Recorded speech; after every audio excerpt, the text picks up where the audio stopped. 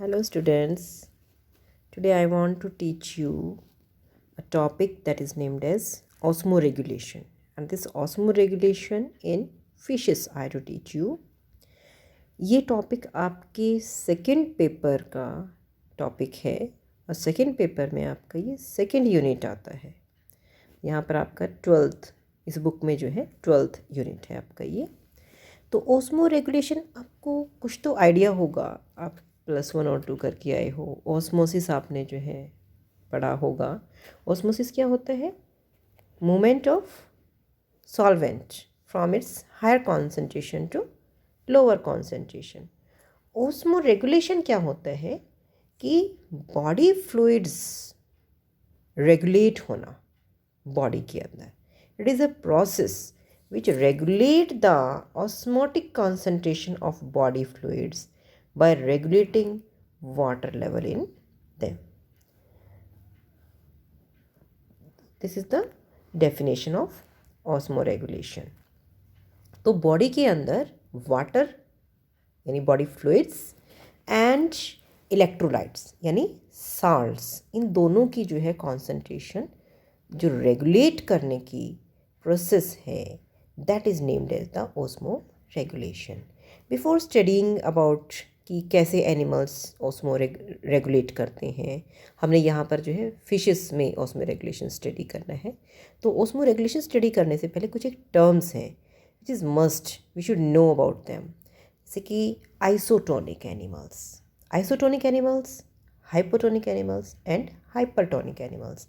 Iso means same, means animals whose body fluids have same osmotic concentration as that of the surrounding medium, they are called the isotonic animals. Means surrounding medium में भी salt concentration और water concentration का level उतना ही है जितना body के अंदर है. दोनों में अगर सेम है तो जो है ना, they are the isotonic animals. इन एनिमल्स को ओस्मो रेगुलेशन करने के लिए कोई मेहनत नहीं करनी पड़ती है. तो ऐसे animals they do not face the problem of osmoregulation. दूसरा है हाइपोटोनिक एनिमल्स. हाइपोटोनिक एनिमल्स कौन से होंगे? Animals whose body fluids have higher osmotic medium than the surrounding medium. Surrounding medium से उनके जो बॉडी फ्लूइड्स, उनके अंदर की बॉडी के जो फ्लूइड्स हैं, उनका अगर ऑस्मोटिक मीडियम हायर है यानी हाइपर ऑस्मोटिक, देखो टर्म का ध्यान करना, हाइपोटोनिक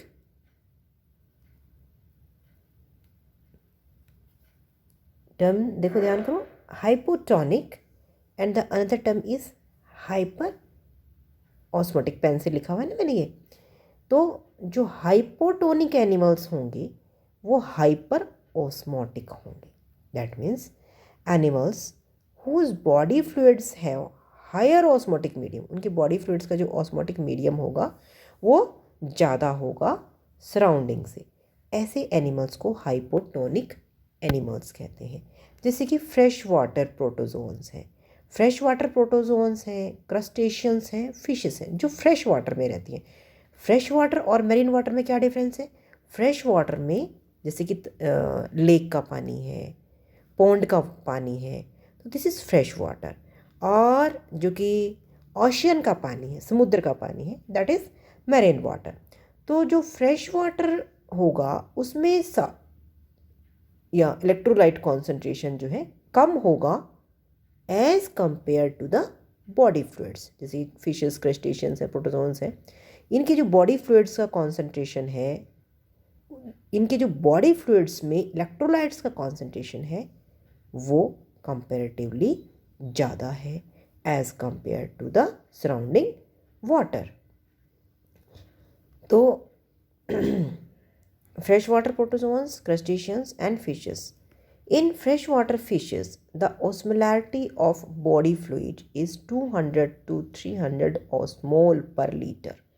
जो फ्रेश वाटर फिशेस होती हैं उनके जो बॉडी के फ्लूइड्स हैं उसका ऑस्मोटिक लेवल 200 से 300 ओस्मोल पर लीटर होता है, जबकि जो वाटर है जिस पानी में वो रह रही हैं उसका कॉन्सेंट्रेशन जो है ऑस्मोटिक लेवल 50 ओस्मोल पर लीटर रहता है। तो इसमें प्रॉब्लम क्या आएगी? इसमें प्रॉब्लम होगी कि पानी की कॉन्सेंट्रेशन कहाँ ज़्यादा है? बाहर ज़्यादा है। तो ऑस्मोसिस क्या होती है? Through semipermeable membrane transfer of water molecules from its higher level to lower level. तो ऐसे में वाटर की कॉन्सेंट्रेशन कहाँ ज़्यादा है? सराउंडिंग मीडियम में। और वाटर की कॉन्सेंट्रेशन कम कहाँ है? बॉडी फ्लूइड्स में।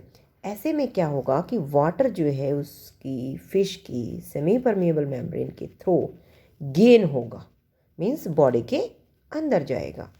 एक तो ये होगा कि gain of water due to osmotic concentration, पानी जो है बॉडी के अंदर ज़्यादा जाता जाएगा। फिश जो है फिर पानी के कॉन्सेंट्रेशन ज़्यादा होने के कारण it will pass more urine, तो यूरिन के साथ उसके जो बॉडी के साल्ट्स हैं वो लॉस होते जाएंगे। तो दो प्रॉब्लम होंगी हाइपोटोनिक एनिमल्स को, कि gain of water due to osmotic gradient और दूसरा है लॉस ऑफ बॉडी साल्ट्स। ना तीसरी टर्म है hypertonic animals. Animals whose body fluids have lower osmotic concentration than the surrounding medium are called the hypertonic animals. अब marine Bonnie fishes हैं, एलास्मोब्रैंक्स हैं। एलास्मोब्रैंक्स sharks और जो रेज होती हैं उसको एलास्मोब्रैंक्स कहते हैं। तो जो मेरिन बॉनी फिशेस और एलास्मोब्रैंक्स हैं कहाँ रह रही हैं? वो मेरिन वाटर के अंदर। मेरिन वाटर मीन्स समुद्र का पानी, और समुद्र का पानी आपको पता है बिल्कुल बहुत ज़्यादा साल्टी होता है, और बहुत ज़्यादा साल्टी होता है तो साल्ट की कॉन्सेंट्रेशन बाहर जो है ज़्यादा है, वाटर की concentration compared to their body fluids कम है, राइट? कि लोअर ऑस्मोटिक कॉन्सेंट्रेशन है उनकी बॉडी की। तो in marine fishes osmolarity of body fluids is about 300 osmol per liter, while that of sea water is 1000 osmol per liter. तो ऐसे में क्या होगा कि एनिमल्स की बॉडी से वाटर लॉस होगा, क्योंकि पानी की कॉन्सेंट्रेशन ज़्यादा है, पानी ज़्यादा है इन द बॉडी फ्लूइड्स, और बाहर जो है साल्टी वाटर, उसके अंदर साल्ट ज़्यादा है। So such animals have to counter the problem of water loss from their body fluids through the permeable surfaces of gills, mouth and anal membrane by some regulatory mechanism. अब उनकी body से जो है gills, mouth और anal membrane के through जो है water loss होगा। तो हमने देखा आइसोटोनिक एनिमल्स जिनको जो है ना कोई ज़्यादा ऑस्मो रेगुलेशन की प्रॉब्लम नहीं होती है। हाइपोटोनिक एनिमल्स वो होते हैं जो कि फ्रेश वाटर फिशेस हैं एग्जाम्पल के तौर पे, तो इनको जो है वाटर गेन की प्रॉब्लम रहती है और continuous loss of body salts की रहती है। हाइपरटोनिक एनिमल्स जो रहेंगे इनको जो है वाटर लॉस की जो है ना प्रॉब्लम रहती है। नाउ ये इंपॉर्टेंट टर्म्स हैं। उसके बाद जो टर्म्स हैं दैट इज़ पोकाइलो ऑस्मोटिक एंड होम्योऑस्मोटिक। आपने टर्म पता है पोकाइलो थर्मल और होम्योथर्मल। हम कैसे एनिमल्स हैं? थर्मल के अकॉर्डिंगली होम्योथर्मल है। हमारी बॉडी का जो टेम्परेचर है वो 37 डिग्री सेल्सियस मेंटेन रहता है, होमोथर्मल, ठीक है। जो पोकाइलोथर्मल एनिमल्स हैं वो कौन से हैं? जैसे स्नेक्स वगैरह हैं, उनकी बॉडी का टेम्परेचर जो है मेंटेन नहीं रहता है, अकॉर्डिंग टू एनवायरनमेंट वो चेंज हो जाता है। तो उसी पोकाइलो और होमो वर्ड से जो है ना आप ऑस्मोटिक टर्म को भी लीजिए। पोकाइलो ऑस्मोटिक मीन्स उनका जो ऑस्मोटिक लेवल है वो चेंज होगा। दीज आर दोज ओस्मोलेबाइल और osmotically variable animals which can adjust osmotic concentration of their body fluids according to the surrounding medium. Means उनका जो ऑस्मोटिक लेवल है वो वेरिएबल रहेगा। अच्छा, दो टाइप के हैं पोकाइलो ऑस्मोटिक एनिमल्स, एक तो है स्टीनोहेलाइन एनिमल्स और दूसरा है यूरीहेलाइन एनिमल्स। स्टीनोहेलाइन तो वो पोकाइलोस्मोटिक एनिमल्स होते हैं which can tolerate only minor changes in the salinity, so have limited tolerance to the change in osmotic concentration of the surrounding medium. Minor change को जो है ना वो अपनी माइनर चेंज अगर उनके सराउंडिंग मीडियम में होती है तो उसके जो है ना बॉडी का भी माइनर चेंज जो है ना वो कर सकते हैं, लेकिन अगर ज़्यादा चेंज हो तो वो they can not do that. They could not maintain their osmotic level at that time. और जबकि यूरी हेलाइन एनिमल्स वो हैं, वो पोकाइलोथर्मल एनिमल्स हैं which can tolerate wide range of salinity, so have a wide range of tolerance to the change in osmotic concentration of the surrounding. और जबकि homo osmotic animals कौन से हैं? They are the osmostable animals, means उनकी जो osmotic level है वो stable रहेगा, and they can regulate and maintain their osmotic concentration of their body fluids irrespective of the concentration of the surrounding medium. Surrounding medium में चाहे कैसी भी concentration हो, वो जो है अपने अंदर की जो कॉन्सेंट्रेशन है उसको रेगुलेट और मेंटेन वो कर सकते हैं. तो उन एनिमल्स को कहेंगे homo osmotic animals. Now another term है इन इसी से related, osmo regulator and osmo conformer. Osmo regulator वो एनिमल्स हैं जो अपनी इंटरनल ऑस्मोलैरिटी को मेंटेन कर सकते हैं चाहे सराउंडिंग मीडियम उनका डिफरेंट हो. Their tolerance range of osmotic fluctuations is narrow. फिर जो उसके ऑस्मोटिक फ्लक्चुएशंस की टॉलरेंस रेंज है वो नैरो होगी. That is most of the fresh water invertebrates and most of the vertebrates except hagfish. Hagfish जो है Cyclostomata में आती है. And elasmobranchs is sharks and rays. These maintain their osmolarity for moving water in or out. ये जो है अपनी osmolarity को maintain कर सकते हैं by some of the mechanisms. आगे पढ़ाऊँगी मैं आपको. Next है osmo conformer. osmo conformer क्या होते हैं? These are those animals with which have wide range of osmolarity of their body fluid and change their osmolarity according to that of surrounding medium. इनके जो surrounding medium की osmolarity है, surrounding medium के साथ में जो है osmolarity change हो जाती है. So they can tolerate wide range of variations in their osmolarity of the cells and all the marine invertebrates and some freshwater invertebrates and hagfishes. They are the osmo conformers. अब आता है, ये terms जानने के बाद आता है mechanism of osmo regulation. Fresh water, पहले हम पढ़ेंगे फ्रेश वाटर फिशेस में ओस्मो रेगुलेशन किस तरह से होती है.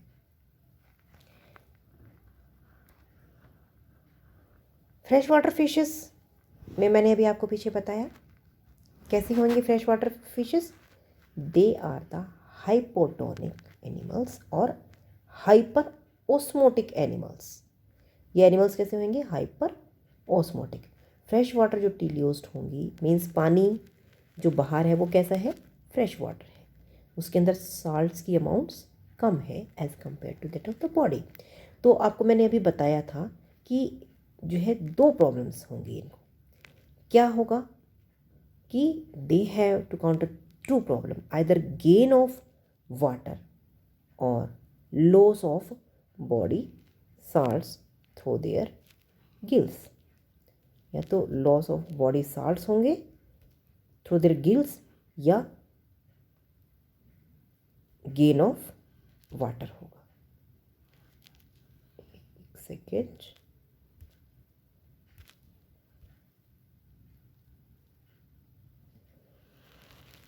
Okay, they have to counter the problems of either gain of water or loss of body salts through their gills and lining of the oral and pharyngeal cavities.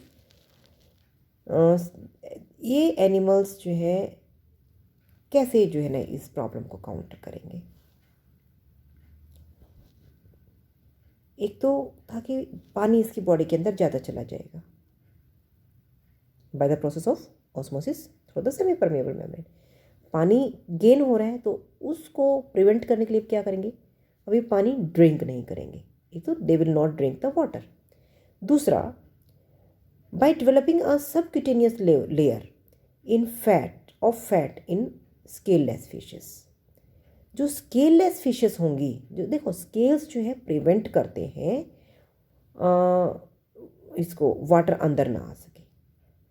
लेकिन इनमें जिन fishes में scales ही नहीं होगा तो बॉडी की जो बाहर वाली मेम्ब्रेन है वाटर वहाँ से भी एंटर करेगा। तो ऐसी फिशेस जो स्केललेस हैं वो क्या करेंगी, अपनी बॉडी लेयर के नीचे जो है सबक्यूटेनियस एक लेयर जो है डेवलप हो जाती है फैट की, तो जो है ना वो क्या करेगी, वाटर को अंदर ट्रांसफ़र नहीं होने देगी। दूसरा, जो इनकी किडनी है, they expel a highly hypotonic urine to expel excess of water. जो इनकी किडनी होगी वो हाईली हाइपोटोनिक यूरिन जो है ना एक्सपेल करेगी। हाइपोटोनिक यूरिन मीन्स जिसमें वाटर की कॉन्सेंट्रेशन बहुत ज़्यादा हो। But loss of some salts along with urine is compensated by taking up sodium and chloride ions from the surrounding water to their body fluids by active transport with the help of special cells called the ionocyte or chloride cells present in the membrane of their gill lamellae। देखो kidney ने तो क्या किया, hypotonic urine expel किया, लेकिन urine expel होने के साथ साथ में बॉडी के जो साल्ट्स हैं वो भी एक्सपेल हो जाएंगे। अब साल्ट्स भी अगर बाहर जा रहे हैं तो फिर बॉडी में फिर जो है ना प्रॉब्लम आएगी। तो उसके लिए क्या है कि ये क्लोराइड सेल्स हैं बॉडी के अंदर होती हैं, आयनोसाइट कहते हैं इनको या क्लोराइड सेल्स कहते हैं, ये गिल लेमेले में प्रेजेंट होती हैं। तो ये एक्टिव ट्रांसपोर्ट के थ्रू जो है साल्ट्स को सराउंडिंग से अब्जॉर्ब करेंगी, टेकअप करेंगी ये। So the kidney of fresh water fishes primary act as filter and reabsorber of the solute. So in this way fresh water fishes regulate their osmoregulation. Now ये तो था fresh water fishes में जहाँ पानी में salts कम है। Now है osmoregulation इन marine fishes. Marine fishes में सबसे पहले आ जाती है हैग फिश, मिक्सिन साइक्लोस्टोमेटा में आती है ये। तो जो ये हैग फिश है, it prevent the loss of water from the body fluids by making them isotonic to sea water with the help of its kidney. Marine water में क्या प्रॉब्लम आपको बताई थी मैंने? मैरिन वाटर में प्रॉब्लम क्या थी कि बाहर साल्ट्स ज़्यादा हैं और बॉडी के अंदर साल्ट्स कम है, तो वाटर जो है बॉडी से लॉस होगा। अब उस वाटर को लॉस करने से इसने बचाना है। कैसे? Hagfishes prevent the loss of water from the body fluids by making them isotonic to sea water with the help of its kidney. इसमें जो है ना किडनी इनके हेल्प करेगी आयंस को रेगुलेट करने के लिए। These absorb potassium and chloride while remove calcium magnesium and sulphate ions. तो ये जो है अब्जॉर्ब करेगी पोटेशियम और क्लोराइड आयंस को। उससे क्या होगा कि जो बॉडी के फ्लूइड्स में साल्ट की कॉन्सेंट्रेशन जो है ज़्यादा हो जाएगी और वो आइसोटोनिक हो जाएगी with its surrounding medium। जबकि जो टीलियोस्ट फिश है, मैरिन टीलियोस्ट फिश है, ये the body fluids are hypoosmotic to the sea, so have the problem of losing water from their body fluids through their permeable surfaces of gills, mouth and anal membrane। These fishes counter this problem by। अभी जो teleost fishes जो हैं वो कैसे counter करेंगे इस problem को, water loss के प्रॉब्लम को? एक तो है intake large amount of sea water by causing excess of salts in their body fluids. Intake of large amount of sea water. अब ये पानी को ज़्यादा से ज़्यादा पिएंगी। उन फिशेस ने तो क्या किया था, फ्रेश वाटर फिशेस ने तो क्या किया था, दे डोंट ड्रिंक वाटर। अब ये फिशेस क्या करेंगी, पानी को ज़्यादा पिएंगी। अब पानी जब ज़्यादा पिएंगी तो ऐसे में इसमें प्रॉब्लम एक और क्या अराइज हो जाएगी कि साल्ट्स एक्सेस में इनके बॉडी के अंदर एक्सेस हो जाएंगे। तो जो एक्सेस ऑफ मोनोवेलेंट आयंस जो होंगे, जैसे कि सोडियम है, पोटेशियम है, क्लोराइड आयंस हैं, they are expelled from their body fluids with the help of special cells called the ionocytes or chloride cells present in the membrane of their gill lamellae। अब यही चीज़ मैंने यहाँ कही थी, ये क्लोराइड सेल्स यहाँ पे प्रेजेंट थी, यहाँ पर भी जो है ना क्लोराइड सेल्स प्रेजेंट है। कहाँ? गिल लेमेल्ले के अंदर। यहाँ पे भी गिल लेमेल्ले कहा था मैंने आपको, तो यहाँ पर भी गिल लेमेल्ले में आपको कह रही हूँ, गिल लेमेल्ले में जो है ना क्लोराइड सेल्स प्रेजेंट होती हैं। तो जो ये क्लोराइड सेल्स यहाँ पे प्रेजेंट होंगी, ये क्या करेंगी कि पोटेशियम, सोडियम और क्लोराइड आयंस जो होंगे they are expelled from their body fluids with these chloride cells. और यहाँ पे क्या किया था इन क्लोराइड सेल्स ने, इन्होंने जो है ना बाहर से अब्जॉर्ब किया था और बॉडी फ्लूइड्स के अंदर लेके आई थी। यहाँ पे जब एक्सेस हो गए तो इन्होंने जो है ना एक्सपेल कर दिया उसको। और जबकि जो डाइवेलेंट आयंस जैसे कि मैग्नीशियम और सल्फेट आयंस हैं ये फीसेस के थ्रू जो है ना एलिमिनेट हो जाएंगे। और water loss in the urine is minimised by development of A glomerular kidney. A glomerular kidney इनके अंदर प्रेजेंट, ग्लोमेरुलाई नहीं होते हैं उसके अंदर। और जो उसका डिस्टल कन्वोल्यूटेड ट्यूब्यूल है नेफ्रॉन का वो भी जो है ना इनकी किडनी में एब्सेंट रहता है। तो उससे क्या होगा कि जो वाटर लॉस है वो मिनिमाइज हो जाएगा। नाउ अब हमने क्या स्टडी किया, एक तो osmo regulation in fresh water fishes शुरू हमने पढ़ा है, दूसरा हमने पढ़ा है osmo regulation in marine fishes. अब मैरिन फिशेस में हमने एक तो हैग फिश में पढ़ा और दूसरा पढ़ा है मैरिन टीलियोस्ट में। नाउ अब तीसरा है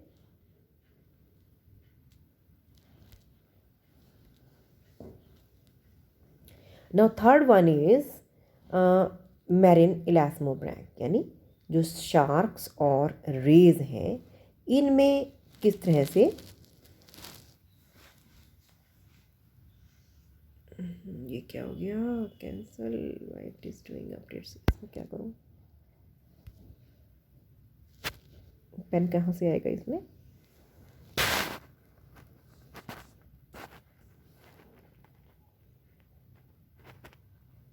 Wait for a minute, students. Okay, stop. Let me do it.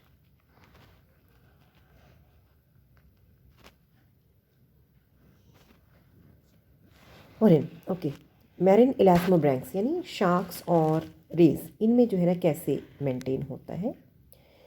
Body fluids are made isotonic to sea water by reabsorbing about 2 to 2.5% of urea.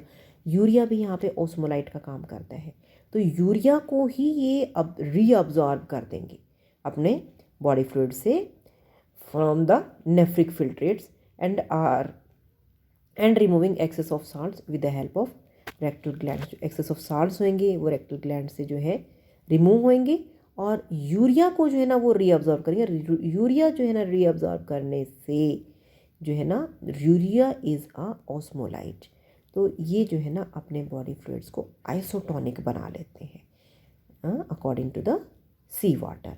कैसे बनाएंगे, by reabsorbing urea. Urea is a osmolyte. दूसरा एक lobe finned fishes होती है, क्वालकैंथ बोलते हैं उनको। तो ये जो है ना they makes its body fluids hypertonic to sea water by accumulating TMAO, trimethyl amine oxide. It is an osmolyte, this decreases the osmoregulatory problem. ये भी जो है ना इस TMAO को इसमें मेंटेन करती है ऑस्मोलैरिटी, तो ये ऑस्मोरेगुलेटरी प्रॉब्लम को रेगुलेट करेगा, ये डिक्रीज़ करेगा। TMAO जैसे वहाँ पे यूरिया एक ऑस्मोलाइट का काम कर रहा था, यहाँ पर जो है ट्राईमिथाइल अमीन ऑक्साइड जो है ना एक ऑस्मोलाइट का काम करेगा। अब होती हैं फिशेस माइग्रेटिव फिशेस, आपने पढ़ा होगा कैटाड्रामस फिश, एनाड्रामस फिश। तो जो कैटाड्रामस जो फिशेस हैं जैसे कि ईल है, they migrate from fresh water to sea water. Fresh water में जो है ना उनकी फीडिंग साइट होती है और सी वाटर में जो है ना स्पॉन करने के लिए वो जाती हैं रिप्रोडक्शन पर्पज़ के लिए अपने। So they have to regulate the blood tonicity in two contrasting media. एक तो फ्रेश वाटर मीडिया हो गया और दूसरा जो है ना मैरिन मीडिया होगा। तो the blood concentration of eel is hypertonic when it is in fresh water and osmoregulate like fresh water teleost. जैसे मैंने भी आपको फ्रेश वाटर टेलियोस्ट में बताया था ना कैसे ऑस्मो रेगुलेशन करती हैं, तो ये उस तरह से ऑस्मो रेगुलेट करती है। और जब मैरिन वाटर मीडियम में जाएगी ये, तो इसका जो ब्लड कॉन्सेंट्रेशन है स्पॉनिंग ईल का वो हाइपोटोनिक होगा टू सी वाटर और it will osmo regulate its body fluid like the marine टेलियोस्ट। मैंने आपको फ्रेश वाटर टेलियोस्ट और मैरिन टेलियोस्ट दोनों की ऑस्मो रेगुलेशन बताई है। तो ये जब फ्रेश वाटर में है तो फ्रेश वाटर टेलियोस्ट की तरह से ऑस्मो रेगुलेट करेगी, और जब मैरिन वाटर में है तो मैरिन टेलियोस्ट की तरह से जो है ना ये ऑस्मो रेगुलेट करेगी। तो this is about the osmo regulation. आगे जो है ना हम नेक्स्ट लेक्चर में जो है ना हार्मोनल कंट्रोल पढ़ेंगे इसमें फिशेस में जो है ना कैसे ऑस्मो रेगुलेशन होता है through the hormonal control. This is all